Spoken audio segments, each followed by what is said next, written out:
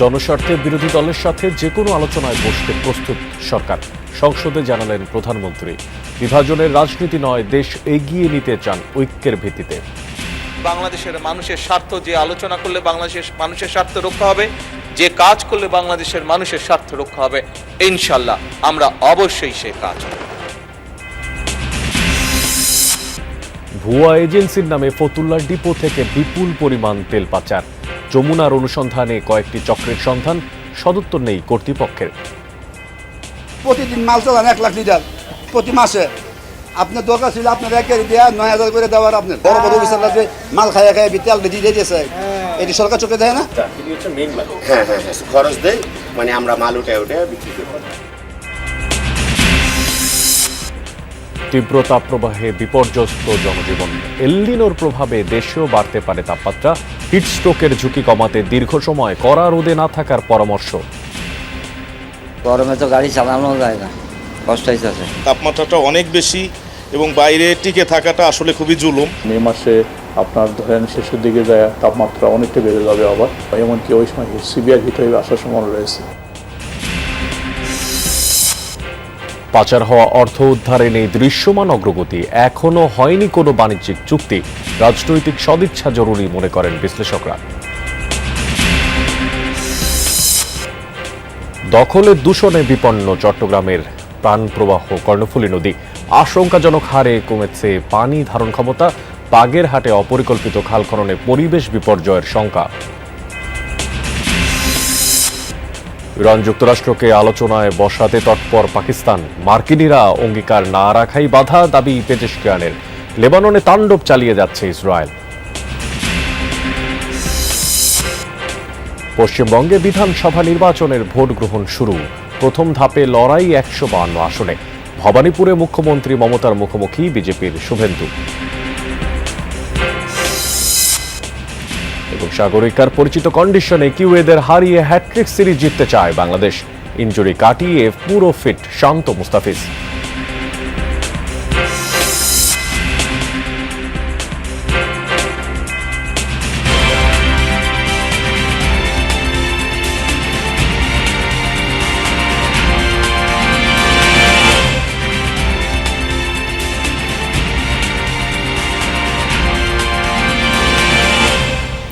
সবাইকে আমন্ত্রণ জানাচ্ছি যমুনা নিউজে। আপনাদের সাথে আছি আমি মশিউর অনিক। এতক্ষণ শিরোনাম দেখছিলেন, এবার বিস্তারিত। জনগণের স্বার্থে বিরোধী দলের সাথে যে কোনো আলোচনায় বসতে প্রস্তুত আছে সরকার। সংসদে এমনটাই জানিয়েছেন প্রধানমন্ত্রী তারেক রহমান। বলেন, দেশ ও মানুষের স্বার্থ রক্ষার্থে সরকার এবং বিরোধী দলের মধ্যে কোনো মতপার্থক্য নেই। জাতীয় স্বার্থকে সর্বোচ্চ অগ্রাধিকার দিয়ে বাস্তবসম্মত প্রস্তাব দ্রুত বাস্তবায়নের আশ্বাস দেন সরকার প্রধান। তেল বলবো না, জ্বালানির কোনো সংকট নাই। বুধবার সংসদ অধিবেশনে জ্বালানি সংকট ব্যবস্থাপনায় সরকারের কার্যকর ও দৃশ্যমান পদক্ষেপ গ্রহণ প্রসঙ্গে জানতে চেয়ে বিরোধী দলীয় নেতার নোটিশ জাতীয় সংসদে উত্থাপন। এটা একটা ক্রাইসিস, আমরা আগেই বলেছি যে এটা আমাদের সরকারের তৈরি নয়, কিন্তু ডিমান্ড ম্যানেজমেন্টে বেশ কিছু প্রবলেম হয়েছে। সংসদে জরুরি জনগুরুত্বপূর্ণ বিষয়ে বিরোধী দলীয় নেতার আলোচনার প্রস্তাবের জবাবে প্রধানমন্ত্রী তারেক রহমান বলেন, বর্তমান বৈশ্বিক বাস্তবতায় জ্বালানি, অর্থনীতি, নিরাপত্তা সবকিছুই অত্যন্ত গুরুত্বপূর্ণ ইস্যু। প্রত্যেকটি রাজনৈতিক দল আমরা মনে হয় একটি জায়গায় উপনীত হয়েছি যে আমাদের আর যা কিছু ব্যাপারে মতপার্থক্য থাকুক না কেন, দেশ এবং দেশের মানুষের স্বার্থ রক্ষার ব্যাপারে আমাদের কোনো মতপার্থক্য নেই।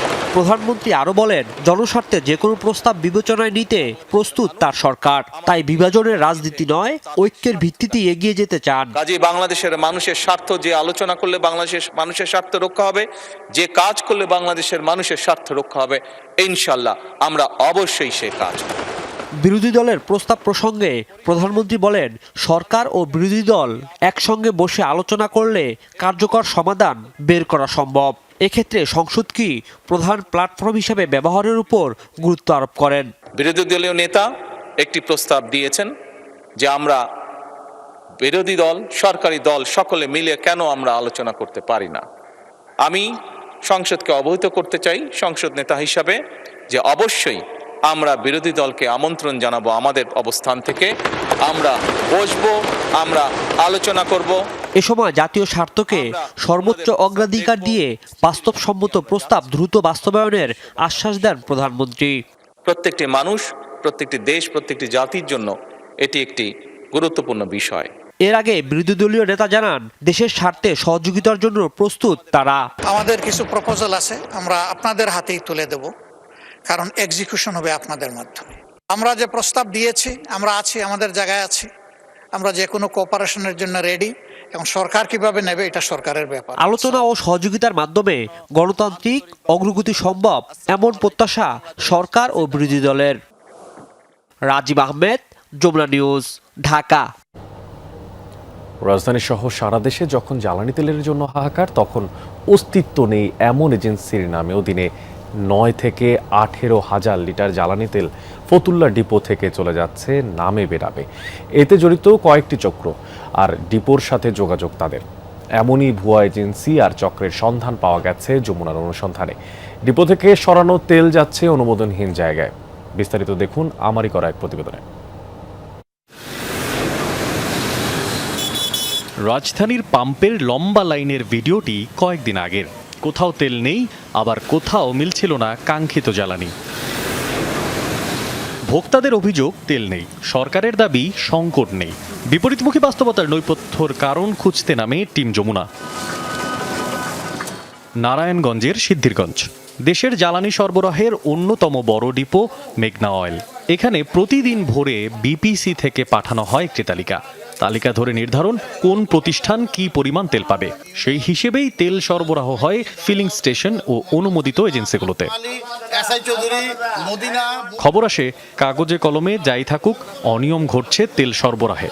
নিয়মের বাইরে সরানো হয় বিপুল পরিমাণ তেল। আপনি যদি পাম্পের মধ্যে প্রতিদিন মাল চালান 1 লাখ লিটার প্রতি মাসে, আপনার দরকার ছিল আপনার এক গাড়ি দেওয়া 9,000 করে দেওয়ার। আপনার মালিক একটা গেটটা কদমতলি লাগছে, ঢাকা কদমতলি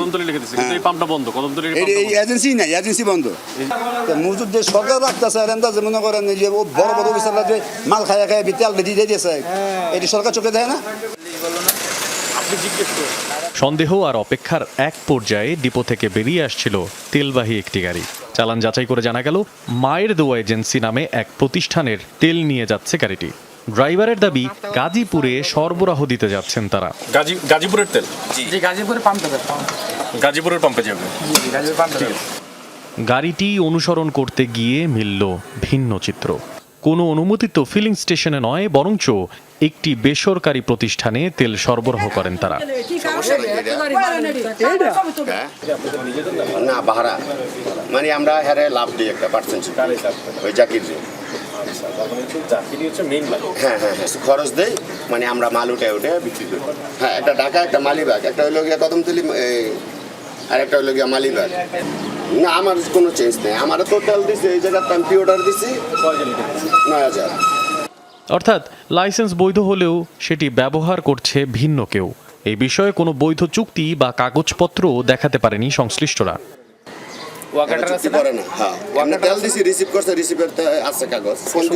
আমার কোম্পানি খুঁজতে যান, আমার তো ক্ষতি করবেন। মানে এটা যে ঠিকানা, ওই ঠিকানা লিখতে হতো, ওইটা কদম তুলি, ওইটা আয়ের বার, ওইটা যাচাই করে দেখেন। যাওয়া যাক ঠিকানায়। এজেন্সির দেওয়া ঠিকানায় কোনো অফিসেরই অস্তিত্ব নেই। স্থানীয়দের কেউই চেনেন না এই প্রতিষ্ঠান। না, মায়ের দোয়া এন্টারপ্রাইজ নামে এখানে কোনো অস্তিত্ব নাই, বা এখানে কোনো ডিলারশিপ বা কোনো দোকানদার এরকম নাই কেউ। মায়ের দোয়া এন্টারপ্রাইজ না, এরকম কোনো ব্যাপার নাই। আমি কদমতলি এখানে প্রায় 30 বছর যাবত আছি, তো এরকম নাম এখনো শুনি নেই আর দেখিও নেই। তো আপনাদের মুখে ফার্স্ট টাইম শুনলাম আর কি। ঠিকানায় অস্তিত্ব না পাওয়া গেলেও এই এজেন্সির নামেই প্রতিদিন প্রায় তোলা হয় 9 থেকে 18,000 লিটার তেল। মাসে তার পরিমাণ গিয়ে দাঁড়ায় প্রায় 2,70,000 থেকে 5,40,000 লিটার পর্যন্ত। মেঘনা পেট্রোলিয়ামের কর্মকর্তাদের সঙ্গে এই বিষয়ে যোগাযোগের চেষ্টা করা হলেও ক্যামেরার সামনে কথা বলতে রাজি হননি কেউ। অনানুষ্ঠানিকভাবে একাধিক কর্মকর্তা জানান, লাইসেন্স ভাড়া বা হস্তান্তরের কোনো বৈধ সুযোগই নেই। এজেন্সির লাইসেন্স হ্যান্ডওভার করা যায় না। এখন এটা কিভাবে ভাড়া দিচ্ছে এটা আমাদের পুরো সরবরাহ ব্যবস্থার ভেতরেই যেন লুকিয়ে আছে এক অদৃশ্য চক্র। ডিপো থেকে তেল বের হওয়ার পর কোথায় যাচ্ছে তার সুনির্দিষ্ট কোনো জবাব নেই সংশ্লিষ্টদের কাছে, বরং একের পর এক অসঙ্গতি আরও বাড়াচ্ছে সন্দেহ। এর প্রভাব পড়ছে সরাসরি সাধারণের জীবনে। ঘন্টার পর ঘন্টা লাইনে দাঁড়িয়েও জ্বালানি খুঁজছেন গ্রাহকরা। মশিউর অনিক, যমুনা নিউজ, ঢাকা। রাজধানীর ফিলিং স্টেশনের সার্বিক চিত্র জানতে আমরা আমাদের সহকর্মীদেরকে যোগ করে নিতে চাই, তবে শুরুতেই পরিবাগে চলে যাব। সেখানে আছেন আমাদের সহকর্মী শওকত মঞ্জু শান্ত। শান্ত, পরিবাগে তো আপনি এখন অবস্থান করছেন, সেখানে পরপর দুটো পাম্প আছে, তো আজ জ্বালানি তেলের সরবরাহ সেই দুটো পাম্পকে কেমন দেখতে পাচ্ছেন? গত কয়েকদিনের তুলনায় যানবাহনের সারি কমেছে কিনা? অনেক এইটি আসলে আপেক্ষিক একটা বিষয় হয়ে দাঁড়িয়েছে। আমি বেশ কয়েকজন ক্রেতার সাথে এখানে কথা বলছিলাম, যারা এখানে লাইনে অবস্থান করছিলেন, তেলের জন্য অপেক্ষায় ছিলেন। তারা বলছেন যে আসলে অবস্থার বা ভোগান্তির পরিবর্তন হয়নি। কেউ বলছিলেন যে আগের চেয়ে তেল কিছুটা বেশি দেওয়া হচ্ছে, অর্থাৎ যারা ফুয়েল পাস পেয়েছেন তাদের বাইকে আগে 1000 টাকার তেল দেওয়া হতো, এখন আজকে তারা 1400 টাকার তেল পাচ্ছেন। এবং অনেকে আবার ফুয়েল পাস কিভাবে সংগ্রহ করবেন, আদৌ সেটা পাওয়া যাচ্ছে কিনা সেটি নিয়ে তারা একটা সন্দিহান অবস্থায় রয়েছেন। তারা সঠিক তথ্যটা জানেন না এবং অপেক্ষার যে প্রহর সেটি কিন্তু আসলে দীর্ঘ হচ্ছে বলে অনেকে অভিযোগ করেছেন। অনেকেই রাতের থেকে এখানে সিরিয়াল দিয়ে রেখেছেন এবং সকাল 8টা থেকে এখানে তেল বিক্রি করা শুরু হলো এবং এই পেট্রোল পাম্পে আসলে সকাল 8টা থেকে সন্ধ্যা 7টা পর্যন্ত তেল দেওয়া হয়। এর একটি সুনামও রয়েছে, এমন সুনামের কারণে মানুষের চাপও এখানে বেশি। অবস্থার পরিবর্তনের কথা যদি বলি, আমরা ঠিক তার পাশের যে পাম্পটি রয়েছে এই পাম্পে কিন্তু বিগত 2 সপ্তাহ ধরে এখানে সকালবেলা এসে কোনো দিনই দেখতে পাইনি যে তেল দেয়া হচ্ছে। আজকে আমরা সেটি দেখতে পাচ্ছি যে এখানে তেল দেওয়া শুরু হয়েছে এবং গ্রাহকরা এখানে কিন্তু তেল সংগ্রহ করতে পারছেন। পরিমাণের বিষয়টি আপেক্ষিক অবস্থায় রয়েছে। ফুয়েল পাস যারা দেখাতে পারছেন তারা 1400 টাকার অর্থাৎ 10 লিটার তেল পাচ্ছেন এবং এখানে যে বর্ধিত মূল্য, সেই বর্ধিত মূল্যের পরে মানুষের যে অপেক্ষার তালিকা বা সারি সেটি আসলে কমে আসবে বলে অনেকে প্রত্যাশা করেছিলেন। সেটি নিয়ে অনেকের অভিযোগ রয়েছে যে আসলে পরিপূর্ণ টাঙ্কি ফুল করে যে তেল দেওয়ার বিষয়টি সেটি যদি আসলে নিশ্চিত করা যেত তাহলে তাদের যে অপেক্ষার জায়গাটি সেটি অনেকটা কমে আসতো এবং দীর্ঘ সারির যে বিষয় সেটিও অনেকটা লাঘব হতো এবং ভোগান্তির জায়গাটা অনেকটা কমে আসতো বলে তারা অনেকে বলছেন। এবং গাড়ির ক্ষেত্রে আমরা দেখছি যে নির্দিষ্ট পরিমাণ তেল দেওয়া হচ্ছে। তারা দাবি করেছেন যে আসলে নিজ নিজ প্রয়োজন মাফিক যদি তেল তারা সংগ্রহ করতে পারেন সেই ক্ষেত্রে ভোগান্তি অনেকটা কমে আসতে পারে। অনেক যেমনটা শান্ত বলছিলেন, অভিযোগ তো আছে এখন পর্যন্ত রাজধানীতে তেল সরবরাহ নিয়ে। আমরা একটু রাজধানীর বাইরের দিকে তাকাতে চাই, অর্থাৎ সাতক্ষীরাতে আমাদের সঙ্গে যুক্ত আছেন সাতক্ষীরা থেকে আকরামুল ইসলাম। আমরা আকরামের কাছে জানতে চাই, আসলে আকরাম, এই যে গ্রাহকরা তেলের যে চাহিদা তা ঠিকঠাক মতোভাবে নিজেদের চাহিদা পূরণ করতে পারছেন কি এবং দামের ব্যাপারে তাদের প্রতিক্রিয়াটাই বা কি?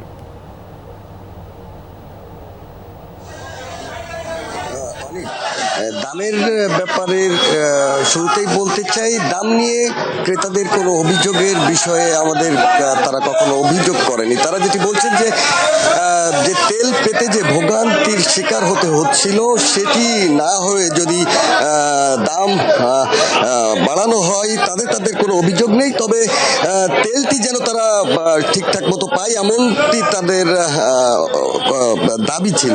তো এখন সাতক্ষীরা জেলায় 29টি পেট্রোল পাম্প রয়েছে, অধিকাংশ পেট্রোল পাম্পই বন্ধ রয়েছে। আমি যে পেট্রোল পাম্পটিতে রয়েছে সেই পেট্রোল পাম্পে এখানে 3000 লিটার পেট্রোল, 3000 লিটার অকটেন এবং 4500 লিটার ডিজেল সরবরাহ করা হবে এবং সকাল 8টা থেকে কিছুক্ষণ আগে থেকেই কিন্তু এটি শুরু হয়েছে এবং যে গ্রাহকরা কিন্তু গেল রাত থেকেই লাইনে ছিলেন, অপেক্ষায় ছিলেন এই তেলটি কখন সরবরাহ করা হবে। এবং যদি সার্বিক চিত্র বলি, যে পূর্বের যে অবস্থা ছিল তা থেকে যে অবস্থার পরিবর্তন হয়েছে তেমনটি বলা যাবে না। এবং সাতক্ষীরা জেলায় যে রেশনিং পদ্ধতিতে তেল ইতিপূর্বে দেওয়া হচ্ছিল এখনো ঠিক ওই অবস্থায় রয়েছে, তবে কোনো সময় গ্রাহকদের চাহিদা অনুযায়ী তেল সরবরাহ করছেন। যখন সরবরাহ হয়তো বাড়তি থাকছে সেই মুহূর্তে একটু গ্রাহকদের চাহিদা অনুযায়ী তেল দেওয়া হচ্ছে। আজকে এখানে যে পাটকেলঘাটার মজুমদার ফিলিং স্টেশন, এখানে 500 টাকা করে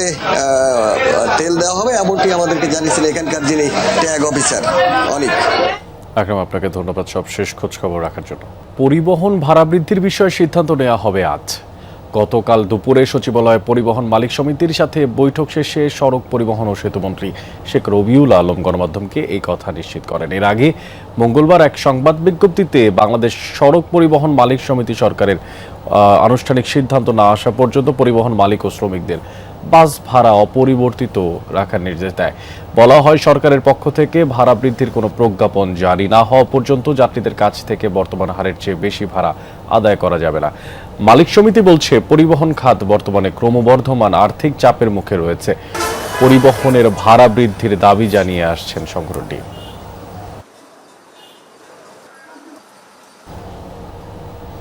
তীব্র তাপপ্রবাহে পুড়ছে রাজধানী ঢাকা।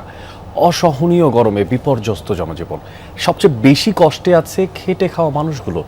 আবহাওয়া অধিদপ্তর বলছে, এই হিট ওয়েভ থাকবে আরও বেশ কিছুদিন। আর হিট স্ট্রোকের ঝুঁকি কমাতে দীর্ঘ সময় কড়া রোদে না থাকার পরামর্শ দিচ্ছেন চিকিৎসকরা। জিহাদ ইসলামের ক্যামেরায় বিস্তারিত জানাচ্ছেন শওকত মঞ্জুর শান্ত। প্রচণ্ড রোদ আর গরম বাতাসে যেন ঝলসে যাচ্ছে রাজধানী ঢাকা। সকাল থেকেই বাড়ছে তাপমাত্রা, দুপুরে তা পৌঁছাচ্ছে অসহনীয় পর্যায়ে। বাতাসে আর্দ্রতা বেশি থাকায় তাপমাত্রার চেয়েও অনুভূত হচ্ছে 2 থেকে 3 ডিগ্রি বেশি। এতে ঘামও বেশি হচ্ছে। তীব্র গরমে কি মানুষ কি পশু পাখি, নাভিশ্বাস উঠছে সবার। সবচেয়ে বেশি ভোগান্তিতে পড়েছেন খেটে খাওয়া মানুষ। রোদে কাজ করতে গিয়ে দম ফেলারও সময় পাচ্ছেন না তারা। থাকবে বেতন ওদের মধ্যে এত গলা সুর মনে হয় ঠান্ডায় গরম মনে হয় কোথাও পারবে না। গরমে তো আগুন ধরে যায় শরীরে, কোনো ইনকাম নাই, না সব বসা। গরমে তো গাড়ি চালানো যায় না, কষ্ট হয়েছে। কি করতাম, বৃষ্টি নাই। অসহনীয় গরমে দুর্ভোগে পড়েছেন সাধারণ নগরবাসীও। প্রয়োজন ছাড়া বাইরে বের হচ্ছেন না অনেকেই। কালকে দেখলাম 37-38 এরকম, আজকেও সম্ভবত এর চেয়ে কম না বেশি হবে। এতক্ষণ ছিলাম এসির মধ্যে, রাস্তায় যাইতে অবস্থা দেখছেন তো, ঘেমে কি অবস্থা। তাপমাত্রাটা অনেক বেশি এবং বাইরে টিকে থাকাটা আসলে খুবই জুলুম। এই তাপপ্রবাহে সবচেয়ে বেশি ঝুঁকিতে রয়েছে শিশু ও বয়স্করা। টিনশেড ঘরে বসবাসকারীদের কষ্ট যেন আরও বেশি। বাচ্চারাও সবসময় ঘরে থাকতে চায় না, কিন্তু তারপরেও বাইরে হতে সাহস পাচ্ছে না ছোট বাচ্চাদের নিয়ে। বাইরে বেশি ছিলাম, পরে আপনার গরমের কারণে আমি হঠাৎ করে অসুস্থ হয়ে পড়ছিলাম। কি করে জানো, কাপড় ভিজে তারপরে ঘুমাই, তাও ঘুম আহে না। গরমে জোর বেশি যায় না, ঘর থেকে বাড়ায় পড়েছি। তীব্র গরমে বাড়ছে অসুস্থতাও। রাজধানীর হাসপাতালগুলোতে হিট স্ট্রোক ও পানি শূন্যতায় আক্রান্ত রোগীর সংখ্যা বাড়ছে। ডিহাইড্রেশনের কারণে এই ইলেকট্রোলাইট ইমব্যালেন্স হইতে পারে, কিডনিতে এফেক্ট হইতে পারে, এই ধরনের জিনিসগুলি হয় এবং বাচ্চা ফেইন্ট হয়ে যেতে পারে। বাচ্চাকে ছায়ায় রাখতে হবে, ঘন ঘন পানি খাওয়াতে হবে এবং পাতলা কাপড় পরাতে হবে এবং দেখতে হবে বাচ্চার প্রস্রাব ঠিক মতো হচ্ছে কিনা। এদিকে আবহাওয়া অধিদপ্তর জানিয়েছে, ঢাকা সহ দেশের বিভিন্ন অঞ্চলে তাপপ্রবাহ অব্যাহত থাকতে পারে, তবে কিছু এলাকায় বৃষ্টির সম্ভাবনাও রয়েছে। ওই সময় একটা বৃষ্টি হবে, একটা সপ্তাহ ব্যাপী জোরে, সেই সময় তাপমাত্রা অনেকটা কমে যাবে। মে মাসে আপনার ধরেন শেষের দিকে যায় তাপমাত্রা অনেকটা বেড়ে যাবে আবার। এমনকি ওই সময় সিভিয়ার হিট ওয়েভ আসার সম্ভাবনা রয়েছে। বিশেষ করে জুন জুলাই আগস্ট থেকে স্ট্রং এল নিনো হওয়ার সম্ভাবনা রয়েছে। এটা বিভিন্ন সোর্স এটাকে ইতিমধ্যে প্রকাশ করেছে। আবহাওয়া অধিদপ্তরের তথ্য মতে, বিশ্বব্যাপী এল নিনোর প্রভাবে বাংলাদেশেও বাড়তে পারে তাপমাত্রা। তারতম্য হতে পারে বার্ষিক বৃষ্টিপাতে, ঝুঁকিতে পড়তে পারে প্রাণ প্রকৃতি ও কৃষি। তীব্র তাপপ্রবাহে নদীতে এমন ঝাপাঝাপি এবং ডুব সাঁতার শরীরে অনেক প্রশান্তি যোগায়। আবহাওয়া অধিদপ্তর বলছে, এই তাপপ্রবাহ এই সপ্তাহ চলমান থাকবে। কিছুদিন বৃষ্টির পর মে মাস থেকে আবারও তীব্র গরম পড়ার আশঙ্কা রয়েছে।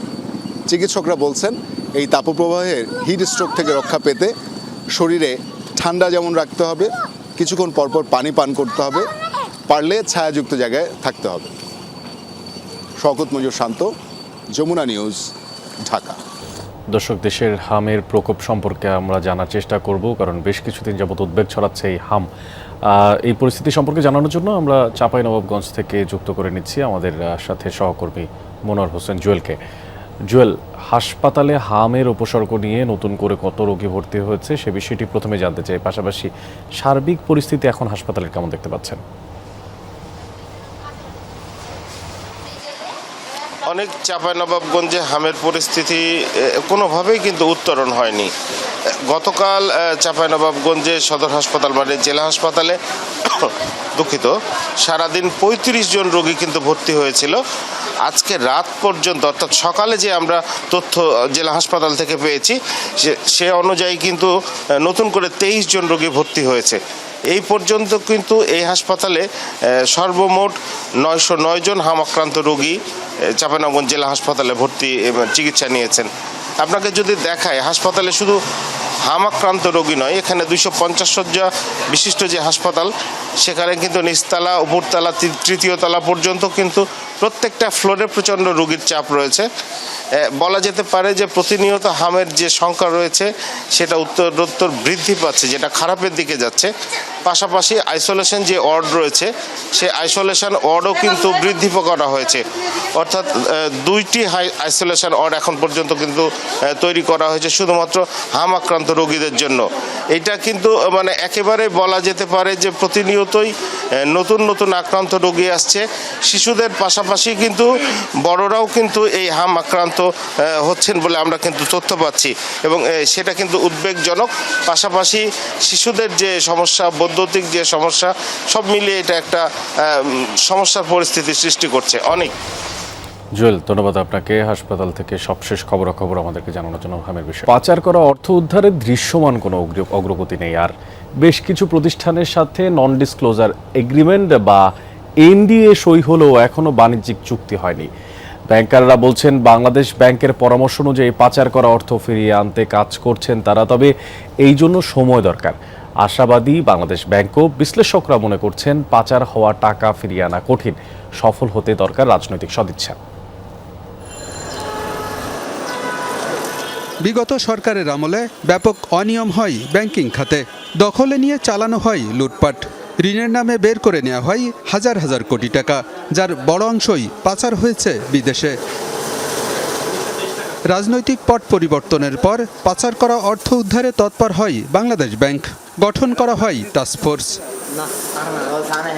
এরপর 1.5 বছর পেরিয়ে গেলেও খুব একটা অগ্রগতি নেই। শুরুতে বাংলাদেশ ব্যাংক নিজে উদ্যোগ নিলেও পরে দায়িত্ব দেওয়া হয় ক্ষতিগ্রস্ত ব্যাংকগুলোকে। 6টি শিল্প গ্রুপের পাচার করা অর্থ উদ্ধারে বিদেশি প্রতিষ্ঠানের সাথে এখন পর্যন্ত 36টি নন ডিসক্লোজার চুক্তি সই করেছে এসব ব্যাংক।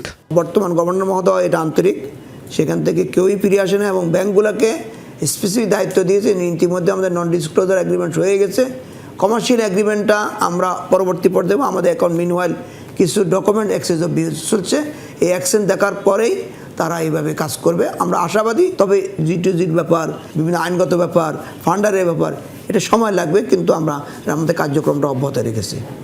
ব্যাংকের মালিকরাই অর্থ পাচারের সাথে জড়িত, তাই এ অর্থ ফিরিয়ে আনার উদ্যোগ কতটা সফল হবে তা নিয়ে সন্দেহ আছে বিশ্লেষকদের। তবে এজন্য রাজনৈতিক সদিচ্ছা জরুরি বলেও মনে করেন তারা। এটা ভালো রেজাল্ট না আসার পিছনে মূল কারণ হচ্ছে যে টাকা পয়সাগুলো যারা নাকি তসরুপ করেছে তারা তো সবাই ব্যাংকেরই লোক, তাই না? ব্যাংকের কর্মকর্তা কর্মচারী, এরা কয়জনের বিরুদ্ধে লড়বে, তাই না? তো সেই জন্য আমি বলছিলাম পলিটিক্যাল কমিটমেন্ট একটা দরকার। পলিটিক্যাল কমিটমেন্ট থাকলে তাহলে কর্মকর্তা কর্মচারীরাও তখন আপনার একটা এফোর্ট দিতে পারে। সুতরাং এই এখন যেভাবে হচ্ছে হাফার্টেড, এই হাফার্টেড ওয়েতে এসব কিছু হবে না। বাংলাদেশ ব্যাংক বলছে পাচার করা অর্থ উদ্ধারে চেষ্টা চালিয়ে যাচ্ছেন তারা। এখানে আইনগত বিষয় জড়িত, যা একটি দীর্ঘমেয়াদী প্রক্রিয়া। তবে অর্থ ফেরতের ব্যাপারে আশাবাদী কেন্দ্রীয় ব্যাংক। দেশের আইনে তার বিরুদ্ধে মামলা দায়ের করতে হয়, সেই মামলায় সরকারকে বা রাষ্ট্রকে বিজয়ী হতে হয়। তারপর আবার একইভাবে এরই জের ধরে যে সকল দেশে তারা অর্থ পাচার করেছে বলে অভিযোগ আছে, সে সকল দেশের কোর্টের মাধ্যমেও কিন্তু তার বিরুদ্ধে রায় ছিনিয়ে আনতে হয়। এইভাবে তারপর সেগুলো ডিপ্লোমেসির মাধ্যমে আবার ফিরিয়ে আনতে। নতুন করে অর্থ পাচার ঠেকাতে ঋণপত্র খোলার ক্ষেত্রে ব্যাংকগুলো এখন অনেক বেশি সতর্ক বলেও জানিয়েছে বাংলাদেশ ব্যাংক। আলমগীর হোসেন, যমুনা নিউজ, ঢাকা। দখলে দূষণে এখন অনেকটাই বিপন্ন কর্ণফুলী নদী। 2 তীরে অবৈধ স্থাপনার ছড়াছড়ি, আর চট্টগ্রামের প্রাণখ্যাত এই নদী দিন দিন সংকুচিত হচ্ছে। তলদেশ ভরাট হয়ে জেগে উঠেছে ডুবোচর। আশঙ্কাজনক হারে কমছে পানি ধারণ ক্ষমতা, যা উদ্বেগের বলছেন বিশেষজ্ঞরা।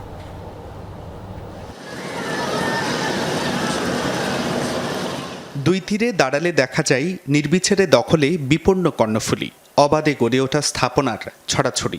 জাতীয় বিশ্ববিদ্যালয়ের এক গবেষণা মতে গত কয়েক বছরে কর্ণফুলীর পানি ধারণ ক্ষমতা কমেছে 20%। মোহনা থেকে 19 কিলোমিটার পর্যন্ত পারে অবৈধ স্থাপনা 2181টি, যে কারণে প্রাকৃতিকভাবে এবং বাস্তুসংস্থানগতভাবে অস্তিত্ব সংকটে এই নদী। শাহমানত ব্রিজের কাছে নদীর দৈর্ঘ্য ছিল প্রায় 900 মিটার, সেই নদীটা এখানে এখন 450 থেকে 500 মিটার এবং গড় নদীর প্রস্থ কিন্তু 400 থেকে 500 মিটার। অথচ চট্টগ্রামের প্রাণপ্রবাহ এই নদী দেশের অর্থনীতিরও গুরুত্বপূর্ণ অনুষঙ্গ। নাব্য রক্ষার নামে কয়েক দফার নামে মাত্র ড্রেজিং হলেও তলদেশ ভরাট হয়ে জেগে উঠেছে অন্তত 22টি নতুন ডুবোচর। নদীর স্বাভাবিক গভীরতা 2 থেকে 5 মিটারে নেমে আসায় বাণিজ্যিক জাহাজ চলাচলও হুমকির মুখে। আমরা 2011 সাল থেকে দেখেছি ড্রেজিং করা হয়েছে, খনন করা হয়েছে, কিন্তু কিছুই হয় নাই। নদীর শুধু স্বাস্থ্যের হানি হয়েছে। সুচিকিৎসার জন্য মানে অভিজ্ঞ ডাক্তার দরকার হয়, সেই অভিজ্ঞ ডাক্তারের হাতেই নদীটা কোনো সময় পড়ে নাই। চট্টগ্রাম মহানগরীর গৃহস্থালী পয়সহ সব ধরনের বর্জ্য ময়লা আবর্জনা বিভিন্ন খাল হয়ে সরাসরি গিয়ে মিশে কর্ণফুলী নদীতে। দুই পাড়ের শত শত কলকারখানার দূষিত বর্জ্য জাহাজের পোড়াতেলও পড়ছে অবাধে। এসব বন্ধে কোনো সংস্থারই কার্যকর উদ্যোগ নেই। এখানে একটা রাজনৈতিক একটা সিদ্ধান্ত দরকার, কর্ণফুলীকে আমরা বাঁচাবো কিনা, আর বাঁচাতে গেলে কি করতে হবে সেটাও কিন্তু সবার জানা আছে। প্রথমে অবৈধ দূষণ এগুলোকে সরাতে হবে। আমরা সমস্ত মালামাল কাপ্তাই চিহ্নিত অবৈধ স্থাপনা উচ্ছেদের দাবিতে কদিন আগেও মানববন্ধন করেছেন পরিবেশ রক্ষা আন্দোলন কর্মীরা। কর্ণফুলীকে বাঁচাতে এই অঞ্চলের রাজনীতিবিদরা নানা সময় নানা ধরনের প্রতিশ্রুতি দিয়েছেন। নির্দেশনা এসেছে আদালত থেকেও। জাতীয় নদী রক্ষা কমিশনও এই নদীকে দখল ও দূষণমুক্ত করার আহ্বান জানিয়েছে। তবে দেশে এবার নির্বাচিত সরকার, তাই পুরনো প্রশ্ন ফের করতে হয়, কর্ণফুলীকে কি শুধু আমরা ব্যবহারই করে যাব নাকি বাঁচানোরও উদ্যোগ নেব? জুবাইর রিফাত, যমুনা নিউজ, চট্টগ্রাম। বাগেরহাটের শরণখোলায় খাল খননের জন্য ব্যবহৃত যে এক্সকেভেটরে সাথে নিধন হচ্ছে হাজার হাজার গাছ। ক্ষতিগ্রস্ত হচ্ছেন জমির মালিক আর স্থানীয়রা। আর একই সাথে বিপুল পরিমাণ গাছ কাটা পড়ায় পরিবেশ বিপর্যয়ের আলাদা করে শঙ্কা দেখা দিচ্ছে। আর যেন তেনভাবে খাল খননের অভিযোগ তো রয়েছে। গাছ নিধন না করে পরিবেশের ভারসাম্য রক্ষা করে খাল খননের দাবি জানিয়ে যাচ্ছে স্থানীয়রা। খালের নাব্য সংকট দূর করতে চলছে খনন কার্যক্রম। এক্সকেভেটরের গর্জনে কম্পিত পুরো এলাকা। পাশেই পড়ে আছে পরিবেশ রক্ষায় গুরুত্বপূর্ণ ভূমিকা রাখা হাজার হাজার গাছ। এই চিত্র বাগেরহাটের শরণখোলা উপজেলার রায়েন্দা সদর ইউনিয়নের। স্থানীয় জানের পার খালটিতে মাটি আর আবর্জনা জমে দীর্ঘদিন ধরে বন্ধ রয়েছে পানির প্রবাহ।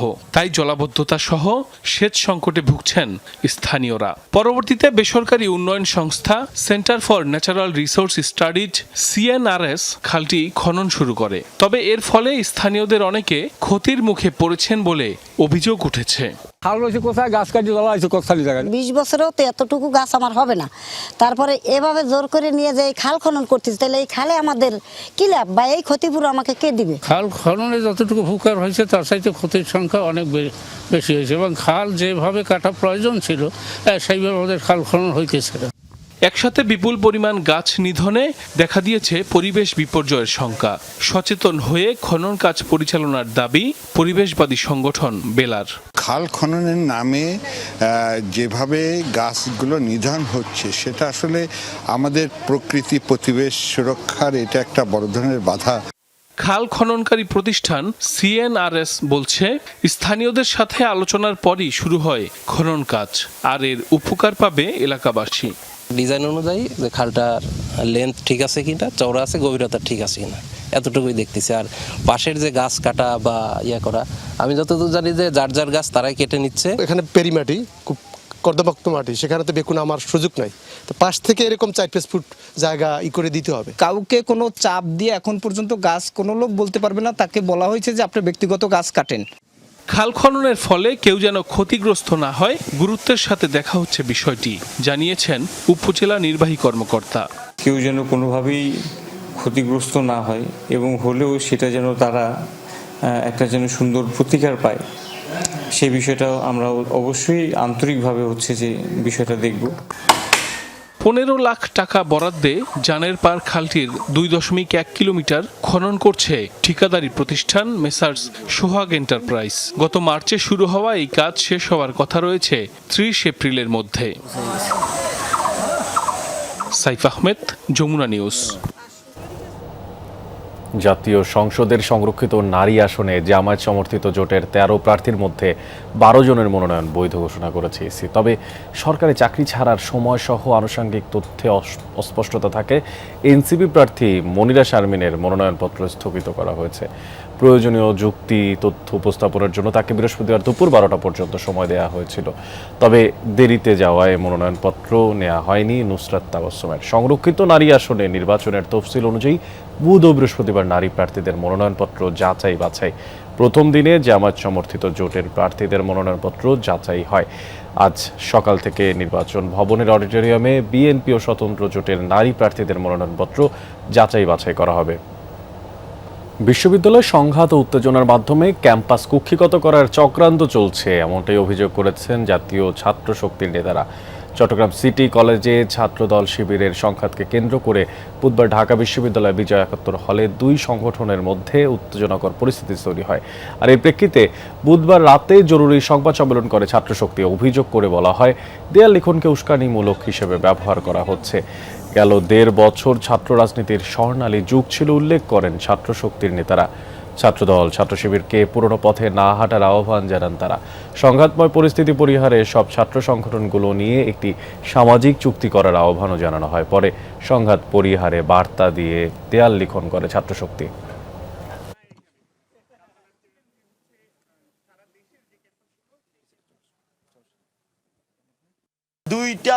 দুইটা সংগঠনকে আহ্বান করতে চাই, খুব শীঘ্রই আমাদের আসলে সামগ্রিকভাবে সকল ছাত্র সংগঠনের বসা উচিত এই কারণ আমরা একটা সুন্দর ক্যাম্পাস চাই। আমি বিশ্বাস করি ছাত্রদল বা শিবির কেউ এই বিষয়ে দ্বিমত করতে পারবেন না। প্রয়োজনে এই ক্যাম্পাসে বায়াস হবে এবং সেই বায়াসের ভিত্তিতে আমরা একটি সামাজিক চুক্তিতে যাব।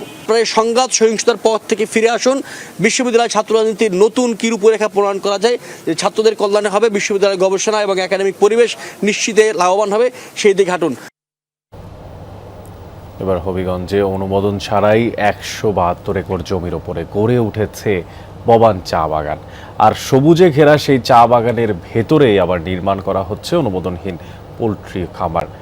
অভিযোগ উঠেছে সরকারি টিলা কেটে সমতল করে এগোচ্ছে এই নির্মাণ কাজ, আর এতে করে পরিবেশ ও স্থানীয় জনজীবনের ওপরে বিরূপ প্রভাব পড়ার আশঙ্কা করছে এলাকাবাসী। যদিও প্রকল্পটি বৈধ জমিতে হচ্ছে বলে আবার দাবি করছে সংশ্লিষ্ট প্রতিষ্ঠানটি। সবুজের সমারোহে যেন দগদগে ক্ষত। হবিগঞ্জের নবীগঞ্জ উপজেলার পানিউমদা এলাকার এই চা বাগানটি অনুমোদনহীন। এর ভেতর আবার অনুমতি ছাড়াই নির্মাণ করা হচ্ছে পোলট্রি খামার। সরকারের অনুমোদন না নিয়েই 172 একর জমি জুড়ে ববান চা বাগানটি গড়ে তোলে প্যারাগন গ্রুপ। তাদেরই মালিকানাধীন প্যারাগন এগ্রো লিমিটেড সেখানে নির্মাণ করছে পোলট্রি খামার। স্থানীয়দের অভিযোগ, সরকারি টিলা কেটে সমতল করে এই খামার গড়ে তোলা হচ্ছে। তাদের দাবি, এতে একদিকে যেমন পরিবেশের ক্ষতি হবে, তেমনি হুমকির মুখে পড়বে কৃষি জমি ও জনজীবন। এরই মধ্যে পাহাড় কেটে নির্মাণ কাজ বন্ধের দাবিতে জেলা প্রশাসক সহ বিভিন্ন দপ্তরে লিখিত অভিযোগও দিয়েছেন এলাকাবাসী। চা বাগানের পরিবেশ নষ্ট করে এই যে ঢুকছেন অসংখ্য চা গাছ, সেইটি যেটা ছায়া গাছ বলে, এই সমস্ত গাছ প্রাকৃতিক পরিবেশ ধ্বংস করা হচ্ছে। আমাদেরকে প্রাকৃতিক পরিবেশ থেকে বঞ্চিত করা হচ্ছে, 1 নম্বর। 2 নম্বর, সরকারি ডিসির খতিয়ানের জায়গা, এই যে লাল মাটি আপনারা দেখতেছেন চতুর্দিকে লাল মাটি, এগুলা ধ্বংস করে এখানে পোল্ট্রি হ্যাচারি করা হচ্ছে। 2 দিকে 2টি টিলার মধ্যস্থলে তারা এক্সকাভেটর দিয়ে মাটি কাটিয়া এখানে কিন্তু সমতল করছে কৃষি জমিকে।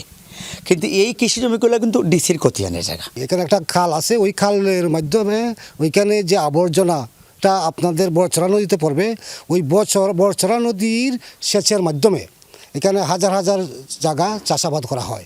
তো এখানে আমরা জানি পানিটা দূষিত হয়ে যাবে, মানুষের চাষাবাদ করতে পারতে না। পরিবেশ রক্ষায় স্থানীয়দের পাশে থাকার আশ্বাস দিলেন ইউপি সদস্য। তবে সরেজমিন পরিদর্শন ছাড়া ট্রেড লাইসেন্স এবং পরিবেশগত ছাড়পত্রের অনাপত্তি দেওয়ার কথা স্বীকার করলেন ইউপি চেয়ারম্যান। এই প্রতিষ্ঠান যদি এখানে স্থাপন করা হয় তাইলে অত্র এলাকাবাসীর যদি ক্ষতি হয় তাইলে আমাদের সবাই মিলে আলোচনা সাপেক্ষে বাগান কর্তৃপক্ষ অথবা পোলট্রি খামারি যে কর্তৃপক্ষ আছে ওই কর্তৃপক্ষের সাথে আমরা সবাই বইসা একটা সলিউশনে যাওয়া দরকার।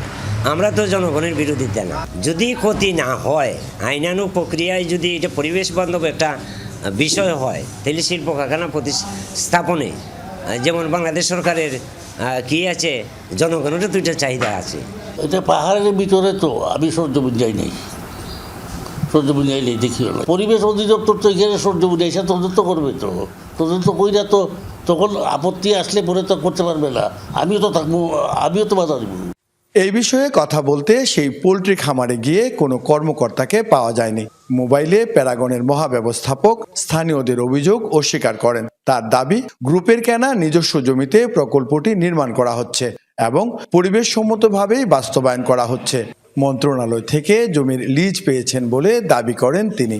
আমরা এখন যেন মানে প্যারাগনের কর্মকর্তারা কেউ নাই, আমরা সিকিউরিটি 6 জন আছি আর একজন বাবুসি, এটাই আর কি। চা বাগান করো সেটা হলো গভর্নমেন্টের লিজ, আপনার লিজকৃত, সেটা হলো আলাদা জিনিস। আর যেখানে আমি পোল্ট্রি ফার্মটা করছি, যে শেডটা করছি, সেটা হলো আমার নিজস্ব কাগজের জমি। এখানে পরিবেশের কোনো ক্ষতি হওয়ার কোনো রকম আপনার লক্ষণ নাই, কোনো রকম আপনার ব্যবস্থা নাই। আমাদের লিজ মিনিস্ট্রি থেকে অনুমোদন হয়েছে, বাকি যে প্রক্রিয়া দিন কাজের জন্য আমাদেরকে ঋণ করছে, কাজ না পাইয়া যে তারা এলাকাবাসীকে খেপাচ্ছে, এগুলি তাদের ফাঁস হয়ে যাবে। এদিকে প্রায় 22.5 একর সরকারি টিলা অবৈধভাবে কাটার অভিযোগে ববান টি এস্টেটের ব্যবস্থাপনা পরিচালক মশিউর রহমান সহ 3 জনের বিরুদ্ধে মামলা করেছে উপজেলা ভূমি অফিস। যদিও ভূমি কর্মকর্তা বলেন, যেটুকু জমি নিয়ে মামলা হয়েছে তা সরকারি, বাকিটুকু মালিকানাধীন। তবে নিশ্চিত হতে মাপঝোঁক প্রয়োজন। ভিন্ন থাকে মামলার ভূমিটা সরকারি ভূমি আর পোল্ট্রির ভূমিটা এই মালিকানা ভূমি, তবে এটা সার্ভে করা প্রয়োজন। উপজেলা প্রশাসন বলছে প্রকল্পটির কোনো অনুমোদন নেই, এমনকি চা বাগানের জন্য এখন পর্যন্ত প্যারাগন বা ববান টি এস্টেটকে কোনো জমি লিজ দেয়নি সরকার। ইউএনও বলেন, এরই মধ্যে নির্মাণ কাজ বন্ধ রাখার নির্দেশ দেওয়া হয়েছে। পাশাপাশি জমি উদ্ধারের বিষয়টিও প্রশাসনিকভাবে আলোচনায় রয়েছে। তাদের কোনো অনুমোদন নাই এবং তারা জেলা প্রশাসক বরাবরে তারা আমার কাছে এসেছিল। আমি তাদেরকে পরিবেশের ছাড়পত্র নেওয়ার জন্য বলেছি। এলাকাবাসীরও একটা দাবি হচ্ছে যেন এখানে পোল্ট্রি ফার্ম না হয়, এবং এর প্রেক্ষিতে আমি নিজে সরজমিন জায়গাটি পরিদর্শন করেছি এবং ওখানকার যারা ম্যানেজমেন্টের অথরিটি ছিলেন আমি ওনাদেরকে বলে এসেছি যেন কাজ যতটুকু হচ্ছে ততটুকু থাকবে এবং এর পরবর্তীতে যেন ওনারা পারমিশন না নিয়ে কোনো কাজ না করেন। প্যারাগন এগ্রো লিমিটেডের অনুমোদনহীন নির্মাণকে ঘিরে বাড়ছে বিতর্ক। জনমনে প্রশ্ন, অনুমোদন ছাড়া কিভাবে গড়ে উঠছে এ ধরনের প্রকল্প? কিভাবে এতদিন ধরে চলছে চা বাগানের মতো প্রতিষ্ঠান? প্রদীপ দাস সাগর, যমুনা নিউজ, হবিগঞ্জ। এবার আন্তর্জাতিক প্রসঙ্গ। তেহরান শান্তি আলোচনা ও চুক্তির বিষয়ে আগ্রহী, কিন্তু যুক্তরাষ্ট্রের অঙ্গীকার ভঙ্গ, নৌ অবরোধ এবং হুমকি কার্যকর বৈঠকের জন্য প্রধান বাধা, এমন মন্তব্য করেছেন ইরানের প্রেসিডেন্ট মাসুদ পেজেশকিয়ান। মার্কিন নৌ অবরোধের মধ্য দিয়ে শান্তি আলোচনা কেড়ে নেওয়া হয়েছে বলেও দাবি তেহরানের। আবার আলোচনায় ফিরতে পর্দার আড়ালে যুক্তরাষ্ট্র ইরানের যোগাযোগ চলছে বলেও নিশ্চিত করেছেন দুই পক্ষের একাধিক সূত্র। ব্যাক চ্যানেলে চেষ্টা চালিয়ে যাওয়ার কথা জানিয়েছেন মধ্যস্থকারী পাকিস্তান। আর যুদ্ধবিরতির মেয়াদ শেষের আগ মুহূর্তেও ইসলামাবাদে আয়োজন করা দ্বিতীয় দফা শান্তি আলোচনায় যোগ দেয়নি ইরান। শেষ মুহূর্তে একতরফাভাবেই যুদ্ধবিরতির মেয়াদ বৃদ্ধির ঘোষণা দেন মার্কিন প্রেসিডেন্ট ডোনাল্ড ট্রাম্প। এর আগে দুই দেশের প্রথম দফা বৈঠকেও ভেস্তে যায় কোনো সমঝোতা ছাড়াই। যুদ্ধবিরতি উপেক্ষা করে লেবাননে ব্যাপক হামলা চালিয়েছে ইসরায়েল। প্রাণ গেছে এক সাংবাদিক সহ কমপক্ষে 5 জনের। নিহত সাংবাদিকের নাম আমাল খলিল। লেবানন জুড়ে তার ব্যাপক জনপ্রিয়তা ছিল। দক্ষিণাঞ্চলীয় একটি গ্রামে সংবাদ সংগ্রহের সময় তার অবস্থান লক্ষ্য করে হামলা চালায় ইসরায়েল। 2 দফা হামলা চালিয়ে নিশ্চিত করা হয় তার মৃত্যু। বের করে আনা হয় আরও এক বেসামরিকের মরদেহ। এই ঘটনায় আহত হন জয়নব ফারাজ নামের আরেকজন প্রখ্যাত সাংবাদিক। এছাড়াও দক্ষিণ লেবাননে আইডিএফ এর হামলায় নিহত হয়েছেন এক ফরাসি শান্তিরক্ষীও। ড্রোন হামলা চালানো হয় নওয়া জায়েদ জেলা ও ইয়াহমার আল শাফিক শহরে।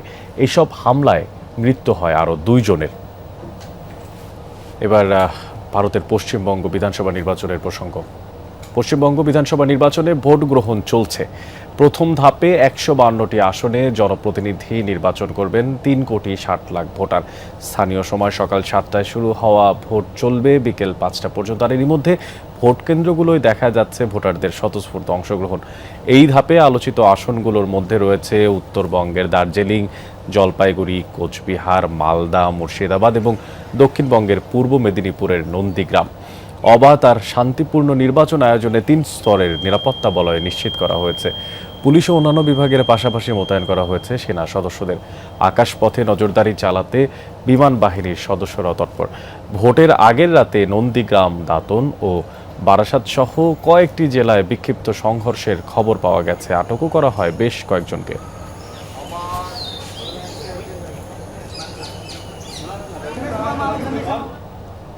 ভারতের পশ্চিমবঙ্গের বিধানসভা নির্বাচনে এবার লড়ছেন অনেক হাই প্রোফাইল প্রার্থী।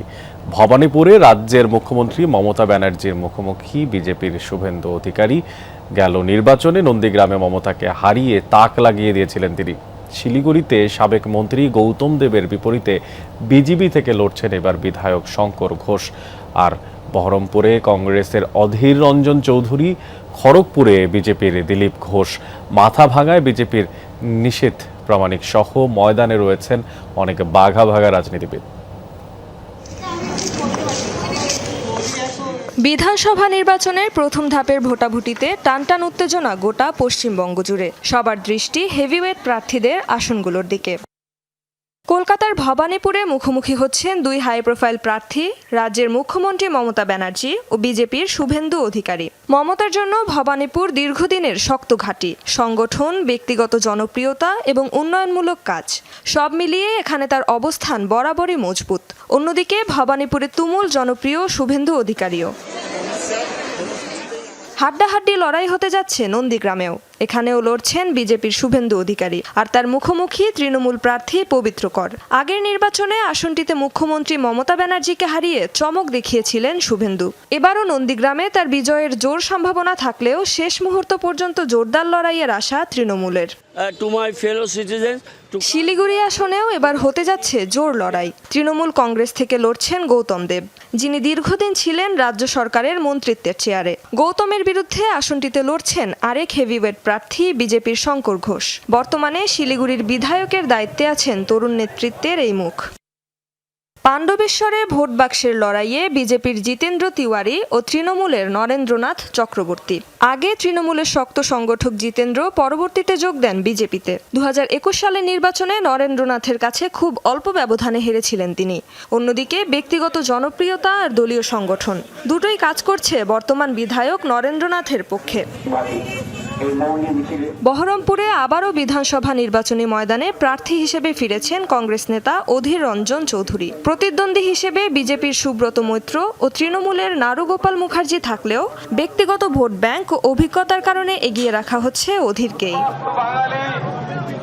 খড়গপুর সদরে দীর্ঘদিন পর নিজের ঘাঁটিতে ফিরে লড়ছেন বিজেপির দিলীপ ঘোষ। আগ্রাসী প্রচার এবং স্থানীয় সংযোগ তাকে রেখেছে শক্ত অবস্থানে। একইভাবে মাথাভাঙ্গায় আগের ভোটের ফলাফলের ভিত্তিতে বেশ এগিয়ে রয়েছেন বিজেপির নিশীথ প্রামাণিক।